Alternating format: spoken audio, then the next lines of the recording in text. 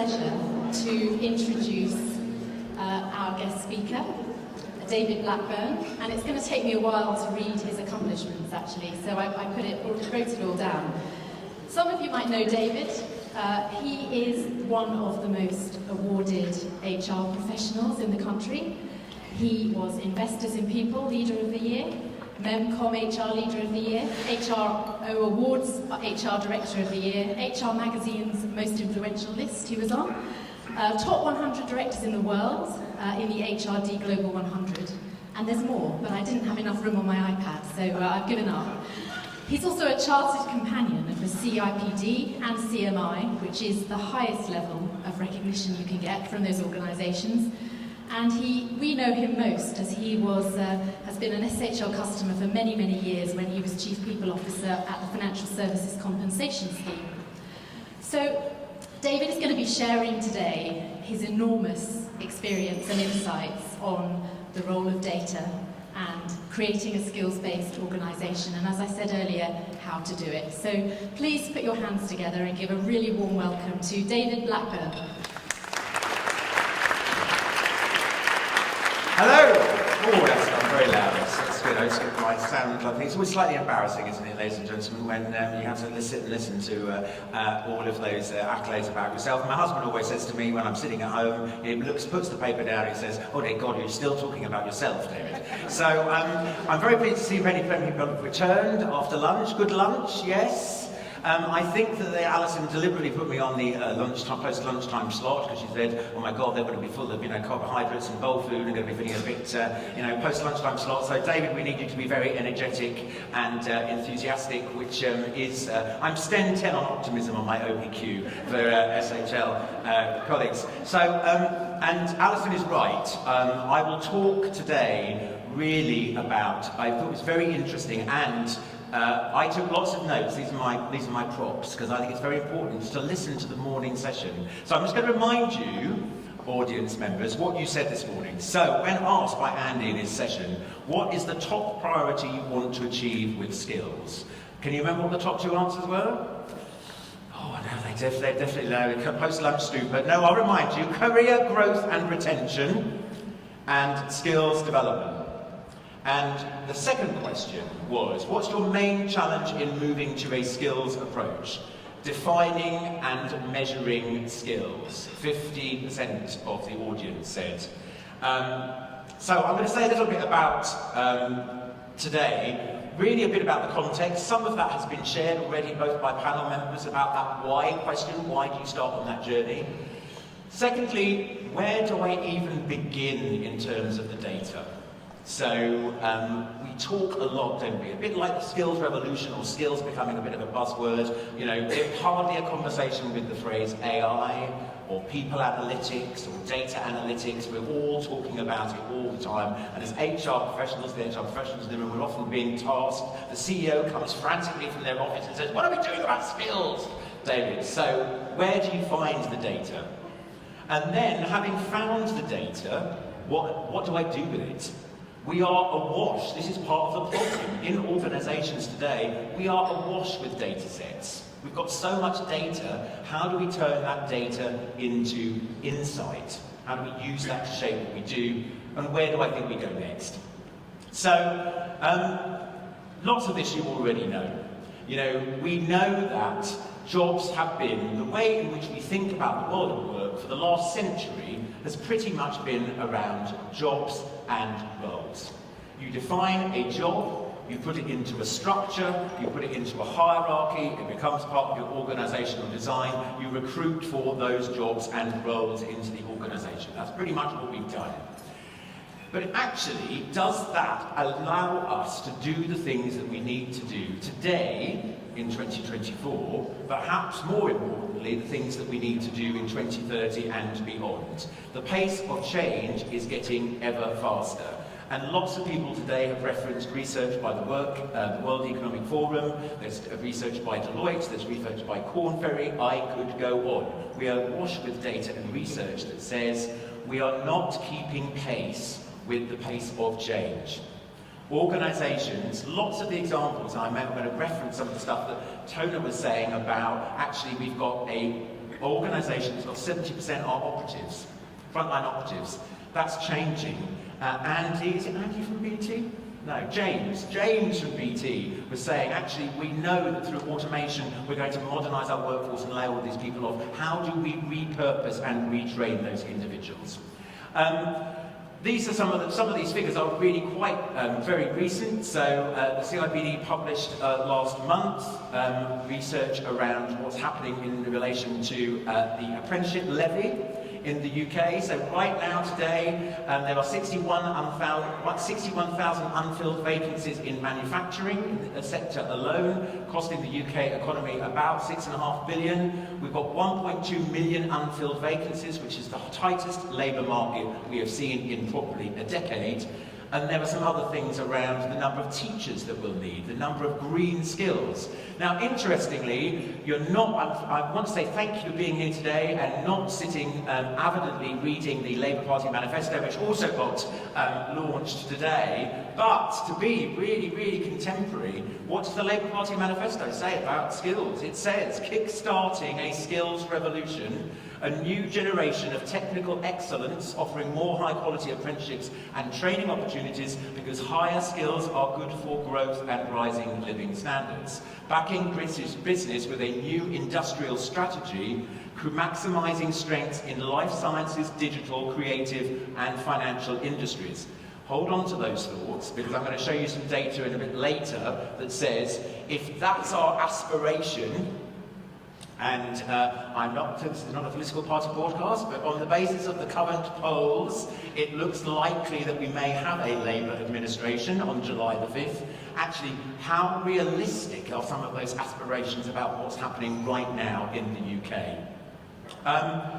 So, skills-based organisations, it's a shame if I'd have known that the other question we asked, the panel question was, where are you on the journey? And 74% of you said, we've only just begun. And immediately I thought to myself, it's a shame I haven't got some Carpenter's track here, because we could have played that. We've only just begun. 74% saying we are starting on that journey. And I think in a lot of organisations there is an anxiety about that, because we look, so we should take comfort with that number in a way, because actually I think we look elsewhere and we go, oh my God, everybody's got the answer, or everybody's moving ahead, or everybody's sorted it out. Most people are still beginning, even as the panel said about the different stages of their evolution and their journey, most people said, we started thinking about it 3 years ago, 4 years ago. That's probably quite common, and we're still turning our ways through it.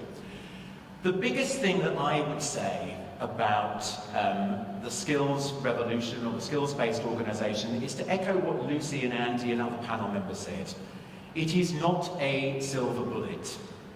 It's not a single one-size-fits-all answer that's going to transform your organisation's potential and productivity.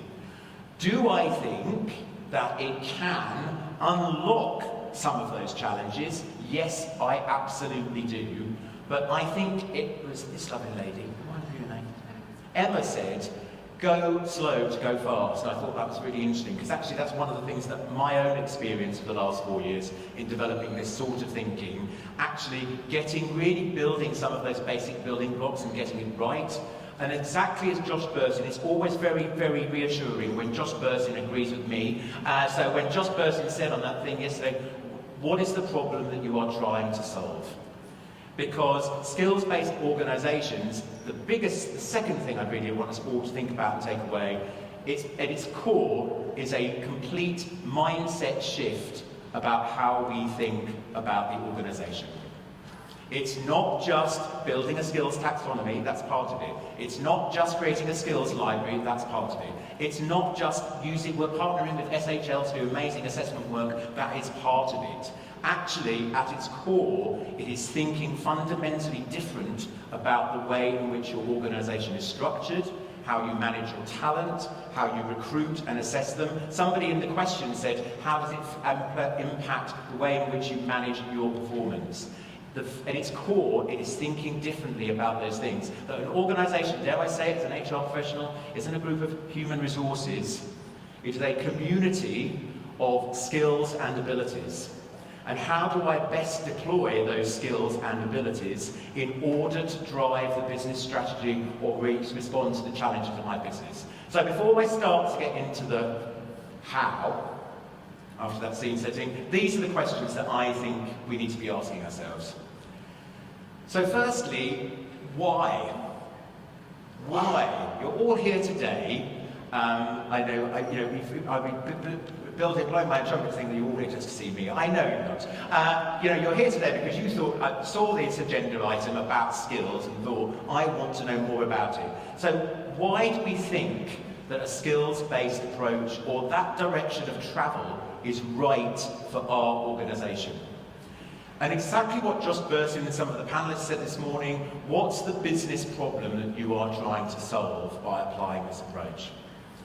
Of all the questions, I would suggest that that is probably the most important. And I'm going to share with you 3 examples from 3 very different organisations where I have worked, am working currently on trying to answer that question for them. Then, where are you going to start?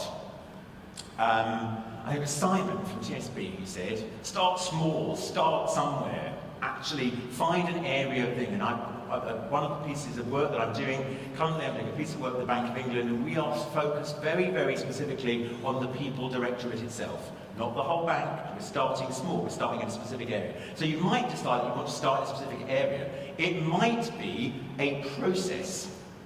It might be that actually you think, and I'm going to give the example from the Financial Services Compensation Scheme, where actually the question that we were trying to solve related to the recruitment of skilled expertise, but specifically for a business process.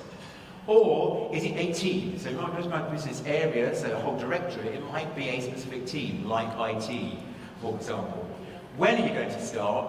How will you measure whether it will be successful or not?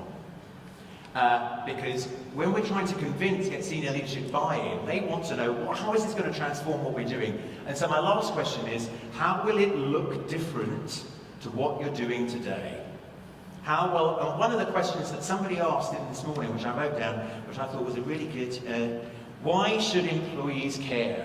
Whoever asked that question? Whoever asked that question this morning? Why should employees care about skills? What's in it for them? I'm going to try and answer that question in this session. So firstly, my first question, my first answer, where is my data? Data is absolutely everywhere. It's in your job profiles, it's in your CVs, it's in your talent and learning profiles, it's in your career systems.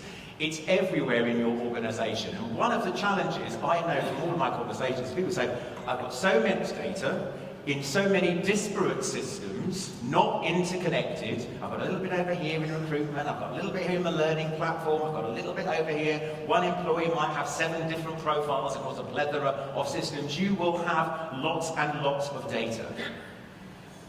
And the reason that that is useful, the reason that that's a great place to start, is actually 2 of the elements I think about starting on the journey is skills. Lots of people have talked about the skills taxonomy this morning, or we were talking about the career framework or the career offering. What does that look like in your organisation? You will probably have the data to start building that journey. And equally, if you can do that first stage, you've probably also got enough to build an inventory of the list of the skills that you've got. Now, I want to tell you a real practical example of that, because they say, oh my God, I don't even know where to start. This morning, I currently the Interim Executive Director of People for MENCAP, the Royal MENCAP Society. For those of you not in the UK, MENCAP is the UK's 4th largest charity, and it's the leading charity for adults living with learning disability to help them live independent and free lives. We've just done a skills audit. And they said, well, how on earth? And I built the skills audit in Forms, Microsoft Forms. And today, using Copilot, I took this to prove to myself, before I came and spoke to you all, that it's a doable thing. This is a MENCAP job profile. All of our job profiles are in this format because they're all easy read and fully accessible for adults with learning disabilities. I took this data and I put it into Copilot. And I asked Copilot to tell me what the core skills were for an equity, diversity and inclusion business partner. And what Copilot within 5 minutes told me was cultural intelligence, championing cultural change to align with inclusive policies, stakeholder relationship management, collaborating with leadership to meet EDI goals, framework development, designing EDI frameworks for compliance and best practice, people practice, ensuring business policies support the EDI vision, people analytics, creating analytics to monitor diversity performance. The tools are already... Has anybody had any training on Copilot? Anybody in this room? Oh my God, you want to look, the only person, two people. It's a bit like Teams, isn't it? You know when they rolled out, Microsoft rolled out Teams? Microsoft love doing that, don't they? We just rolled out Teams. Have you ever had any formal training on Teams? You mentioned Team training session. Well, these learning and development people, everyone's been on absolutely everything.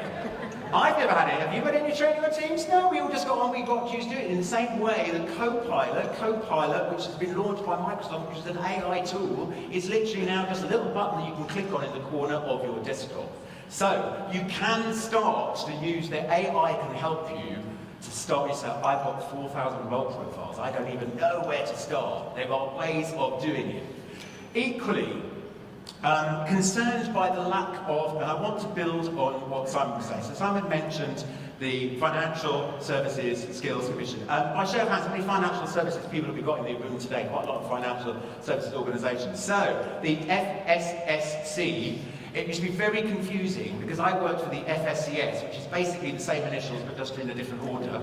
The Financial Services Skills Commission, as Simon says, was set up by the government 3 years ago to build a future, and the clue is in the title, a future skills framework for the financial services profession.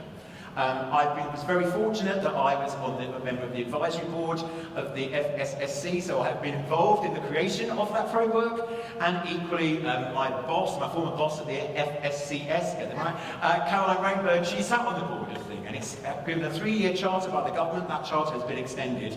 But that group of businesses represents about 350,000 employees in the UK, and the questions that they're asking, that we've been asking, is not just what are the skills that we need in the sector today, but what are the future skills? And also, it's evolved over time. So somebody said about the taxonomy not being this static thing. Its latest version, which was released last November, added new skills. You won't be surprised to know that actually things like AI and analytics and digital literacy are part of it, but also behaviours like coaching and leadership. So there are existing frameworks that already exist. When I tell you about the journey at the FSCS, God, you're going to be so confused by this letter by the end. When I tell you about that, our personal journey, that was absolutely one of the things that we started with, because it's not the only framework that's out there. Skills and developing a skills taxonomy, and my obsession with skills is about 5 years old. So I was quite early to the thing, was thinking about this is the evolution, driven by a business problem, which I'm going to tell you about. But in doing all of this research, I have discovered, alongside my various colleagues, that there are so many existing frameworks. If there isn't in the UK, if there's a chartered institute for something, it will have a framework. Pretty much, I'm telling you. So, the Chartered Institute of Risk Managers, the Chartered Institute of Change Professionals, the Chartered Institute of Marketing, the Chartered Institute of Communications, the Chartered Institute of Personnel and Development, for example, has, for the HR professionals, we should all know, has an HR profession map which is regularly updated and is based on the feedback, and it's a global standard for people practice. I could go on. The finance, who was it said in one of the panel things said about starting with Simon again, starting with the professions. When you engage with the professions, there are frameworks for lawyers, there are the accountants are awash with frameworks. So there are a lot of tools. So when people say, Andy said about James, sorry, I keep calling him Andy. James said about if you give people a blank sheet of paper, they'll give you a blank sheet of paper. So my top tip is don't give them a blank sheet of paper. Say, here are 28 skills frameworks that already exist. Which is sort of, that's what I'm going to come on to. I mentioned that I'm doing a piece of work currently with the Bank of England. So I'm going to talk about 3 examples in answer to the question of what's the problem that you're trying to solve and how to remind them. So I'm going to come on and talk about the FSCS as my main point of my talk. But at the Bank of England, who I've been working with since last November, with the HR director and the HR team, we want to build a compelling employee value proposition for the people directorate at the bank. So the bank has just done a major piece of work on reshaping its operating model. And it's 4,500 employees doing very, very different jobs. You know, some really high-level economists over here, and some political people over here, and some other people over here. And actually, Jane said, my ambition is for the people directorate to be a destination in the bank. But wherever you are, whatever your skill set, you think if you're a data scientist, you know where I want to go? You know where they're doing really exciting work? They're doing really exciting work in the people directorate. Jane's background, Jane Capital came from HSBC before she joined the bank. So she said, how do we do that, David? And I said, well, what we need to do is we need to develop skills for the future. We need to think, what does that look like? So we use some of the FSCS Future Skills Framework, and we use some of the CIPD Profession Map to design a skills audit, which we took the People Directorate through. We've just had that data back, got that data back in February, and at the same time as doing that, we worked in partnership with the CIPD, and the CIPD did an analysis of the impact of their People Directorate. So we cross-referenced, what do you think, HR professionals, where do you think your skills are and how would you rank them? And then we asked the business itself, where do you think they're having the most and least impact? And we're just putting those pieces of data together to say, what does that therefore mean for the future skills development of this directorate? And one of the big ideas was about mobility. So actually, a business partner model, a centre of excellence model that they'd had historically, so lots of people in very siloed areas, how do I get the reward people doing some EDI stuff? How do I get the EDI people doing some ER stuff? How do I get the ER people doing some talent? Actually, how do I build a base level of a talent pool across my people directorate? So that's some of our data. These are some of the questions that we ask people about. How does your organisation have business acumen? We said, how well connected are the people professionals in this organisation to delivering the mission of the Bank of England? How much do they understand digital tools and technology? And we also broke it all down by teams, so the subsets of teams in the data. So that's the problem we're trying to solve there. And you might say MenCap, and I was just saying to Alison in the break, I've been 5 months at MenCap. I will step down, having hopefully recruited the permanent person at the end of next month. Has anyone worked for a charitable organisation in the past in their career thingy? God, it's hard, isn't it? It's really hard. MenCap is the most inspiring, incredible organisation doing amazing work in really, really challenging circumstances. So the absolute opposite end of what the Bank of England is doing. You know, 8,000 staff, geographically spread, and their challenge, two challenges that we're using skills to look at. So one is retention of frontline staff. So what we know is that people join, so 8,000 workforce, 90% of those colleagues are minimum wage employees. They are personal support workers. They do really difficult jobs, but you can earn more money stacking shelves in Aldi. So they go, I could go and work in Aldi. Why would I want to stay? And what we know from our turnover data analysis, data is always my answer to it. Look at the data, what's the turnover tells us? Most people leave in the first year to 18 months.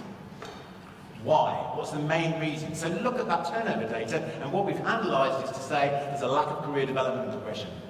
So how do we differentiate? I can't pay you more money, but how might I differentiate MenCap as an employer in a very competitive sector is through skills development. So that's one challenge that we're using skills to start thinking about. Secondly, I've got an HR team of about 107, which seems like a lot for 8,000 people. It really isn't, because I've got 7 business partners.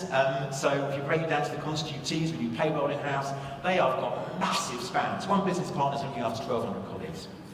And what we've got is a very reactive service. So actually I said, how do we change that model? How do we make it more proactive? We need more people at the front than we do at the end. I need less people on the Ask HR line going, yes, is it a grievance? I need less of that. I need more people in the front of the business going, how can I help? So how do we do that? So we did a skills audit, very similar. We did a very similar thing to the thing that we did at the bank, and we said, actually, adjacency of skills, Andy talked about this morning. That's the other thing that I'm really fascinated by, that says, okay, we've got these people who can do these things over here, that's quite like this. It wouldn't take very much to shift them, move them, retrain them, on the basis that I'm having to be very, very creative, because in a charitable organisation, I have literally no budget and no money to do that. But that's, again, cost me nothing to do that. I built it in forms. So, now this is, I don't know if you've not had this study, the lovely lady from Johnson & Johnson, I mentioned it this morning, this is one of the light bulb things that I read a couple of years ago that really, really set me off. You know, went to that question of what got you started, I think Lucy asked, this is probably it. So, the World Economic Forum, so Deloitte helped facilitate a pilot study that was conducted by, I've got to read my notes, by Walmart and Unilever. And they joined forces between December 2020 and February 2021 to ask themselves to test 3 hypotheses. Is it possible to identify and unlock hidden skills? Are there more innovative ways to prepare for the future of work? Instead of looking at a role as a set of responsibilities, can technology help us to identify transferable skills that create a roadmap from one job to another? Do viable pathways exist for people to move between organisations? Walmart and Unilever. And I was struck by the similar thing that, Tony was saying about 70% of my frontline staff are operatives. So what they were saying is the vast majority of our staff are machine operators.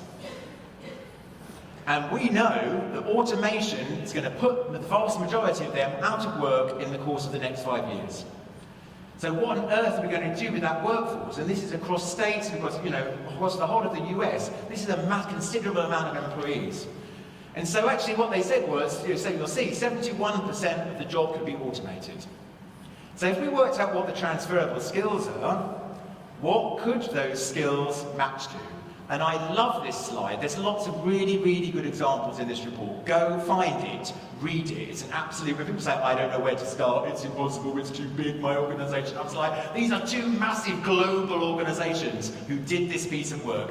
And that is my favourite slide, because it says you can go from being a machine operator to being a lab technician, a medical technician, or installing someone's solar panels. I mean, could they be any more different? It's a really, really powerful study about not thinking about the role, thinking about the skills. What's the set of transferable skills that they can use? So you've got all this data, you've loaded all of your fabulous role profiles into chatbots and God knows whatever else, and you might already be an existing company, a partner of SHL, which we were at the FSCS, which I'll come on to talk about. So building the taxonomy, thinking about the skills map, doing the gap analysis. Those 3 things I think are great. And I know everyone's busy taking photographs. The slide we're going to synthesize, aren't we? Oh, very good. I'm doing well in 40 minutes. So I'll let you read the quote. You might not be able to see all the way back in the audience. The quote from Caroline. And let me just tell you about, so what was the problem we were trying to solve at the FSCS? So at the FSCS, we got 2 issues. Our biggest single issue was, so for those of you who don't know, so I'm just going to say the Financial Services Compensation Scheme is the UK's compensation scheme for all regulated financial products. It's unique internationally for the scope of the protection it provides. It was launched in 2001, and since its launch it has paid out £6.5 billion in compensation to over 6.5 million customers. And I was the Chief People Officer for the FSCS for 10 years until last summer when I hung up my hats. Caroline decided to move on, and I thought, this is the universe telling me I'd be working with my 3rd CEO. I thought, no, it's time to move on, time to do something different. But the biggest thing that we really noticed, so we've done a lot of work around our organisational design, so we've got a very, very flat organisational structure. Every OD person has been doing that, haven't we? Reducing our hierarchy over the last decade. So we've got 5 layers, like Annie, I think Annie said you've got 6. We had 5 layers: analyst, specialist, manager, senior leader, the executive. That's it. We also, and that drove a frustration around career progression. So people saw career development as being very vertical. How do I move up? How do I become a manager? Not, which is what we got them to start thinking about, what's my pathway? How do I move around the organisation and grow and develop skills? But the real burning issue was the lack of pensions expertise.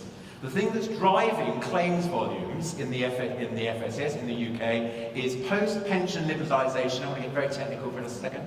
In 2016, so you could just take your pension pot and do with it whatever you wanted, has given rise to a massive number of pension claims where people have been missold unregulated missold regulated products. And those claims are really quite complex. And it involves using a specific piece of technology, which is called Recal. Now, ladies and gentlemen, I'm being very serious when I tell you there are 84 people in the UK who know how to use that software. I know because I've tracked them all down personally through our recruitment process at the FSCS. We can't all be chasing the same people for this handful of jobs. So we said we've got to think about it differently. So that was our burning issue. So where we started was we said, okay, if we think about processing that type of claim, it's a particular type of product, what is it like? Is it like, oh, it sounds so complicated, David, it's so different to anything else. And I don't think anyone actually said, what is it like? So we mapped, what we did was we did a process map of all the products. So whether it be pensions, mortgage endowments, general insurance, and thingy, and you never guess what, ladies and gentlemen, shock horror, about 80% of the steps are the same. 80%! I was like, 80% of this is the same. So actually, and we worked out that actually the ability to process a general insurance claim is closer. So going back to my slide, what they were doing, that's what we did. We said, okay, what's the jobs that are most like it? Where are the skills most adjacent? Why aren't we then retraining and upskilling all of those general insurance people? Because no offence to general insurance experts, they're a tenner penny. And so we could get loads of those. There was no premium from recruitment. Our recruitment bills went down. How do we? So that's what we did.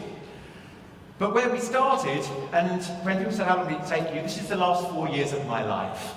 I would like to say I had a full head of curly hair when I started doing the skills journey, but where we actually ended up with, people talk about 5,000 skills, 6,000 skills. This is the skills taxonomy of the FSCS.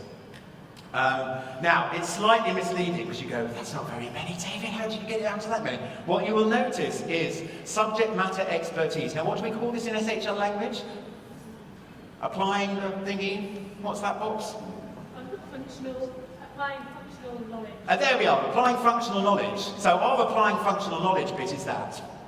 So actually what you'll see is these are the teams in the organisation, and underneath each team they would have their own version, they'd have their own subset of this master version. What you'll also notice in yellow is we decided that some skills should be core to every single job in the organisation. Everybody should be digitally literate. Everybody should have business acumen. Workload management, which I think is the skill about getting things done, the ability to manage your workload, that's an SHL thing. Coaching and mentoring and working inclusively. So we said it doesn't matter whether you're a data analyst, an HR business partner, a finance person, that will be in every single role profile. Role card, we call them, skills card. So there's a skills card for every job in the organisation mapped to this. In total, because you're going, God, that would have taken 4 years to come up with that one slide, David. Dear God, no. There's probably about 200, I think, where we ended by the end. We got it down to about 250 skills in total. And then what does that actually... Now, the second thing we did was, we also said, you'll see, that we grouped them into these three things. We said, it's not just about the technical skill that you have, it's also about your people skills, which we talked about leadership and collaboration, and equally how you work in the business.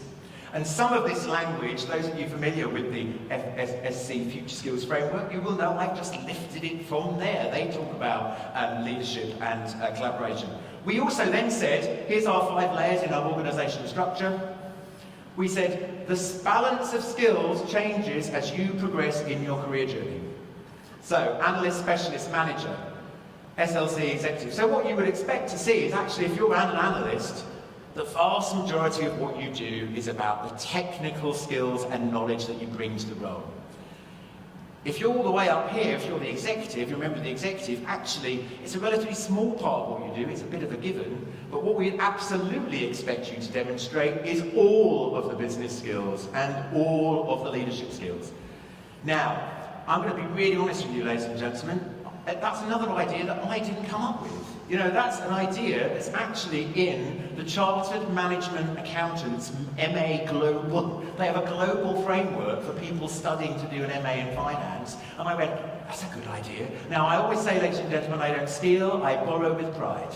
So I borrowed that idea with pride. Isn't that a good idea? The skills mix does change as we become more senior. So I wanted to give you 2 real examples. I should have, now I go back, I should have chosen the pension and general insurance one, and I talked about them. But I wanted to show you how then that looks for. So every single job, every role has 25 skills identified with it, no more than 25 in each one. Each one of these, if I showed you, we'd be here all afternoon if I showed you the whole thing, but each skill underneath cybersecurity or data analyst and insight, there's a 4-level skill card that sits underneath it. And our 4 skill levels were developing, developed, advanced, and influencer.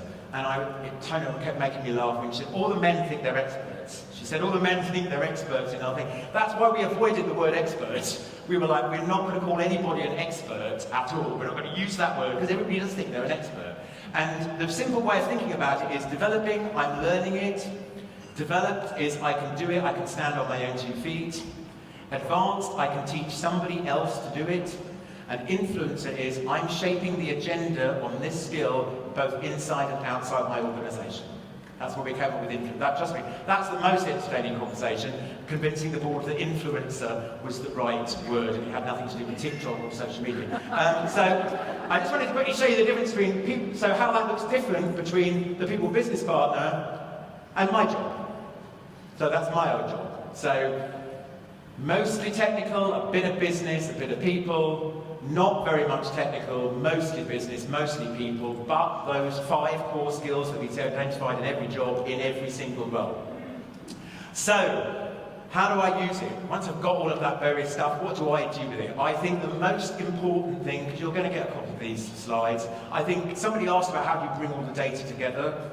That, I think, is a hard task, and it's a big task to do, but I do think that's where you need to start. Because you sort of go, it's everywhere, and so we spent a long time, and very interestingly, I feel like I keep pointing to you, Sam, setting up working groups. What we did, that's what we did. We got working groups together. One of the things that I absolutely, as all the panel members said, this has to be business-led, not HR-led. Every single meeting that I convened with the working group, I said, this is yours. This is your skills framework. This is your skills library. This isn't mine. This is yours. I want. So actually, we had representatives from every team in the organisation helping us to unpick all of these 28 frameworks and what we thought was the right things to do. And also, really, that it's not just so partnering beyond HR, really engaging the whole of your business. This comes from really recent. So some of the Deloitte report, I think Andy mentioned the Deloitte report. If you haven't read the Deloitte study on skills, it's really, really good. 89% said they're important. But the World Economic Forum only last year said 94% of us leaders expect employees to pick the new skills up. Just pick it up, absorb it on the job. But these are really big, different new skills. You do not just pick up data analytics skills by osmosis. Standing, having a chat with somebody over a cup of coffee. No, it needs skills, investment and training. And this is why I wanted to reference the CIPD Good Work Plan, which was published on Tuesday. So that graph, you go, what on earth does that mean? So all the stuff that we've been talking about, if you can't see, AI, 2% of UK employers are doing anything, 2% currently, on training colleagues in skills. I'm going to end on something more positive than this, because this is a gloomy read. The 2024 survey confirms a previous trend, which said, starting the pandemic, where increasing numbers of people say a job is just about the money. It's up from today, that's 47% of people. Almost half of the UK workforce in this survey said, it's just about the money, isn't it? People are less likely to say they work hard for their employer, down to 51%. And as the CIPD succinctly says, neither trend is helpful in terms of improving workforce productivity. The survey shows, as have all previous surveys, there's been little progress on raising job quality since the UK's Good Work Plan was published in 2018. There is a great deal of positive practice and outcome to build on, but for a large minority, there are significant shortcomings that need to be addressed. So, we're not shifting the dial. You know, the UK productivity debate, that's another topic that I love talking about. We're not shifting the dial, and I'm not saying skills, I said it's not a silver bullet, but this absolutely is one of the ways that we should be changing that dial, I think, by thinking both about how we invest and what that looks like. So, there's some of those Deloitte numbers that Andy mentioned this morning. This is what I think you should do next. This is what I did on our journey. What does skills mean for your organisation? What's the business benefit? Now, I think somebody was saying, well, they've started to use influence their reward strategy. The final piece of the jigsaw at the FSCS was that we moved to skills-based pay. That's a whole separate topic, and I can talk to you about how the skills taxonomy relates to rewarding people. Turning our jobs into roles and from roles into skills and outcomes.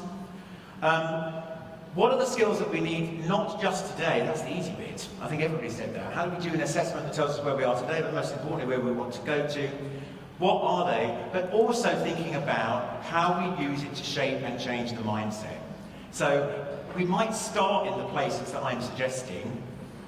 Get your skills defined, do some analysis, gather your data, build a skills taxonomy, all of that, change your role profiles. But actually, they're only component parts of the whole. You do have to think about the whole ecosystem. And this isn't mine. That model is the World Economic Forum model about having a skills-first framework. And they say you need to do those two things. That's it. Makes it sound simpler, doesn't it, when you've only got 2 steps to do? Embrace a skills culture and mindset. I absolutely agree with that. It's a different way of thinking about your organisation.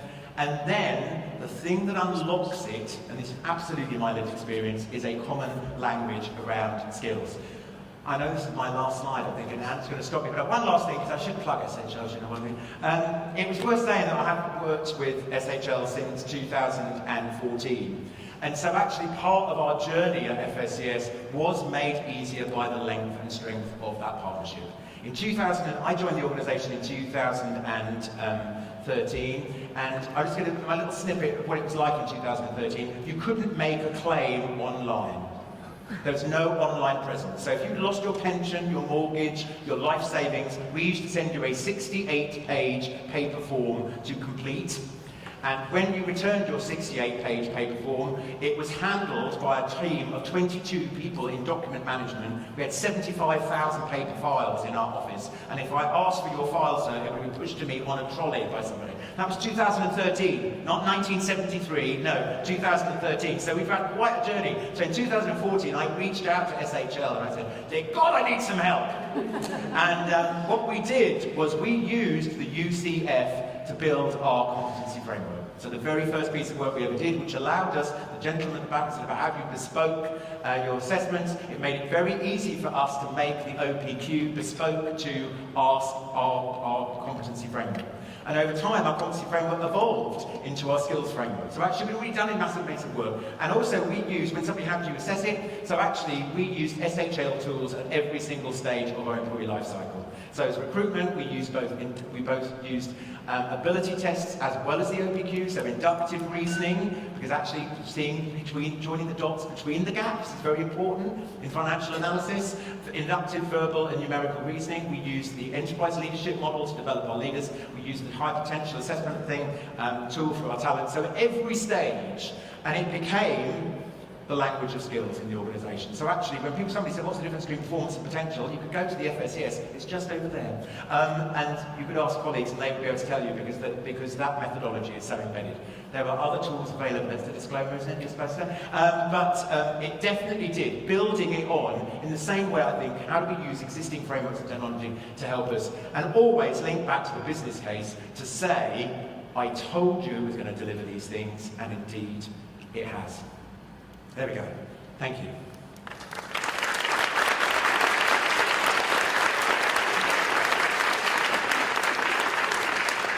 So, does anyone have any questions for David? We have one, I think, on Slido. Let's have a look. Which one was it? This one. The top one. How do you identify the transferable skills? Ooh, that's a really good question. So, who asked that question? Transferable skills is a great question. So, 2 ways really, well 3 ways I think. So partly through some of the tools that we had in place. So we already were using ability testing from SHL, and we've already got the OPQ linked to a personal development planner. So that would say, against these various behavioural things, this is your aptitude, this is your behavioural preference or not. We also had a lot of data around our line managers in terms of the enterprise leadership model. So that talks about the operational, the transformational and network leadership skills. So again, we had a picture of a whole population that said, actually, where they're good is, I'll give you a real example. So actually, we know that they all need to be better at networking, but we know that they're very good at adapting and coping, actually. And we know that so those things where we said, actually, what are core components of every job at the FSCS? So that's one way. The second way was really a discussion through the working groups that we created when we started to build the skills taxonomy. Because some of those things weren't on my radar screen at all.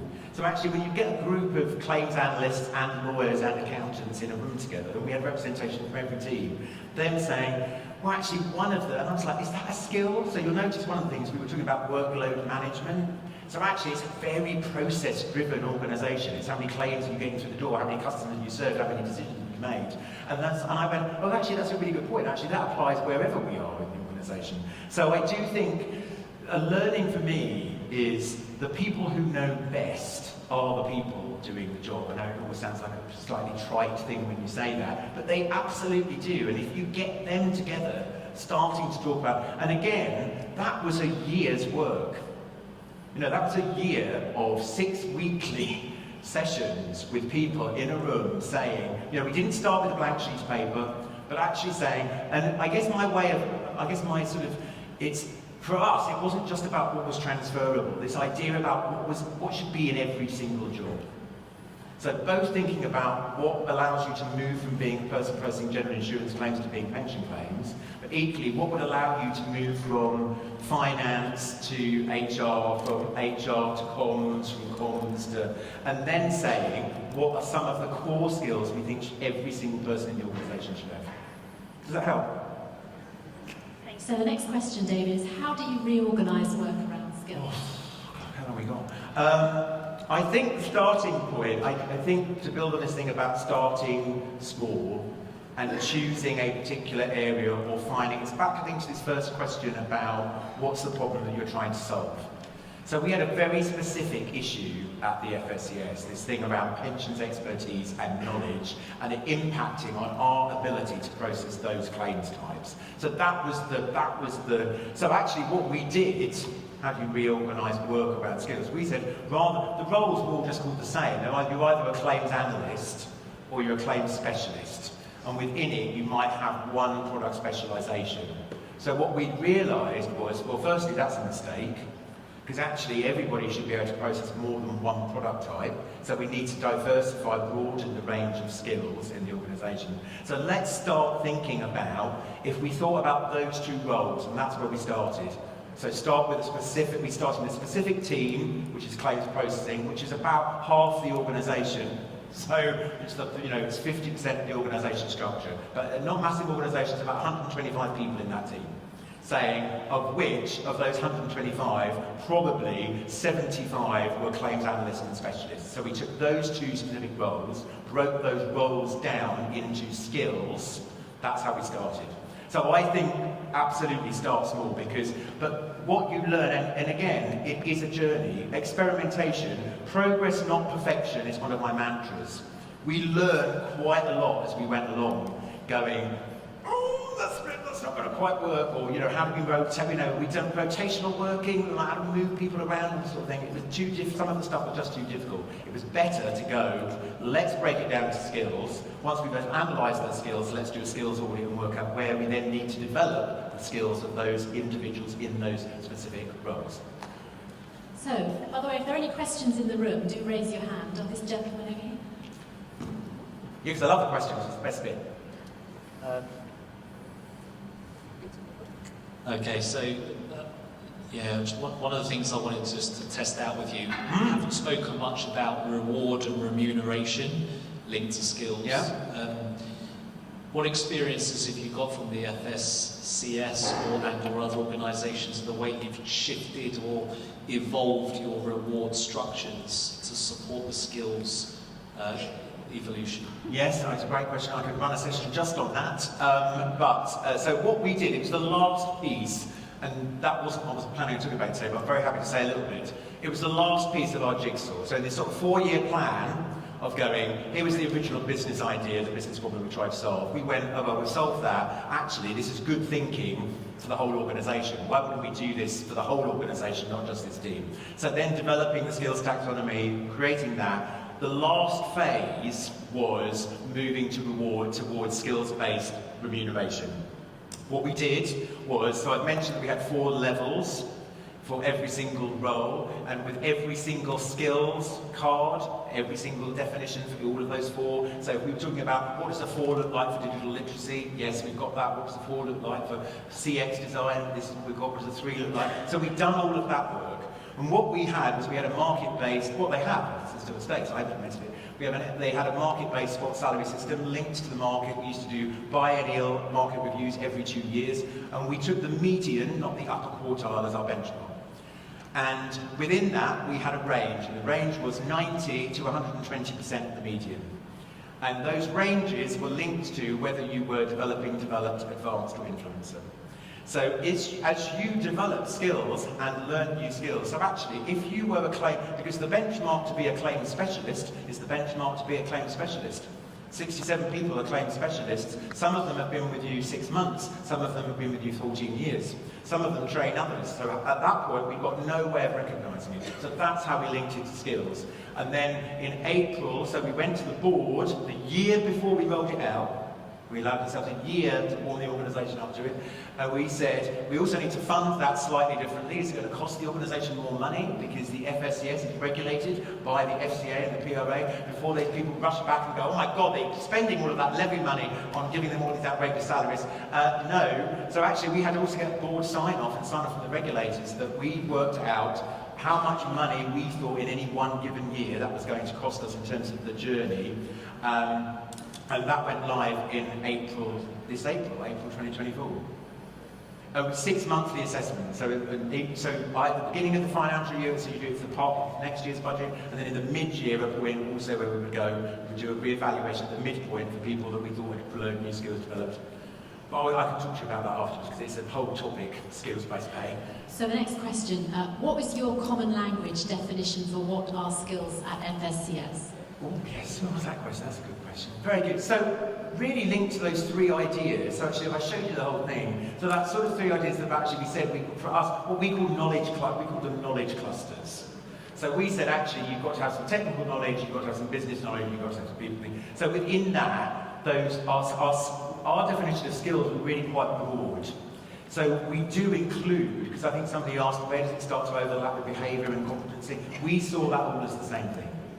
But actually, when you're talking about the skills profile of an individual, we don't want to lose the how. Good God, no. It can't just be about the what. So some of the what is in those technical, that subject matter expertise, applied something learning. Yes?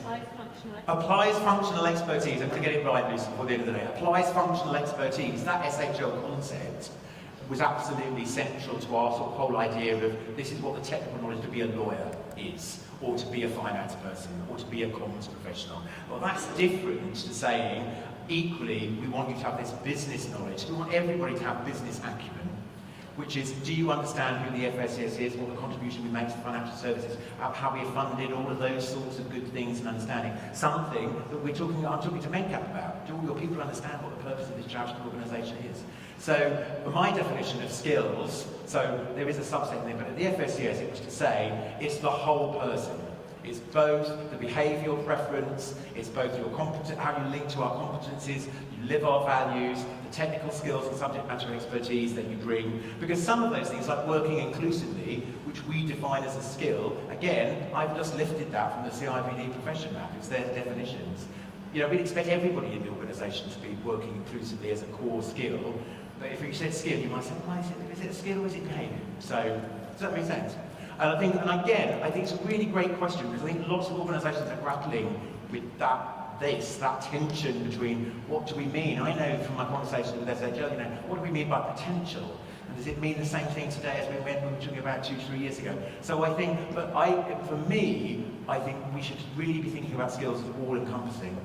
It's the whole person, which links to this whole thing that we all know, that employee expectation today has changed. You know, the psychological contract in the workplace is that people want personal development. They want an individual career pathway. They want to be seen by their managers as whole people. All of that sort of good stuff. This helps you do that, I think. We have a great question. What hard lessons did you learn along the way? Oh. The experiments that taught you what not to do? Oh, dear God, I feel like I need to sit down to answer that question. What hard lessons did you learn along the way? How much time it takes. You know, and Emma's absolutely right.